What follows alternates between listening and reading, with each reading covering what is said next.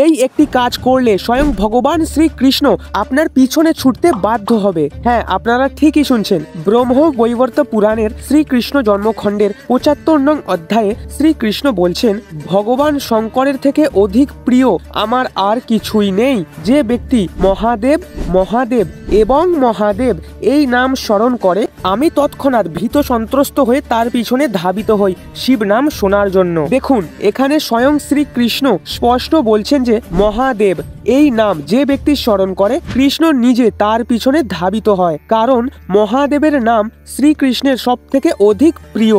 ভগবান কৃষ্ণ নিজেই একজন মহান শিব ভক্ত শৈব, তাই শ্রীকৃষ্ণের আরাধ্য পরমেশ্বর শিবের নাম যে নেয়, শ্রীকৃষ্ণ তার পিছনে পিছনে ধাবিত হয় শিব নাম শোনার জন্য। তাই শ্রীকৃষ্ণ এবং পরমেশ্বর শিবের কৃপা পেতে আপনারাও মহাদেবের পরম পবিত্র নাম সর্বদা স্মরণ করুন এবং সর্বদা শিব নাম জপ করুন।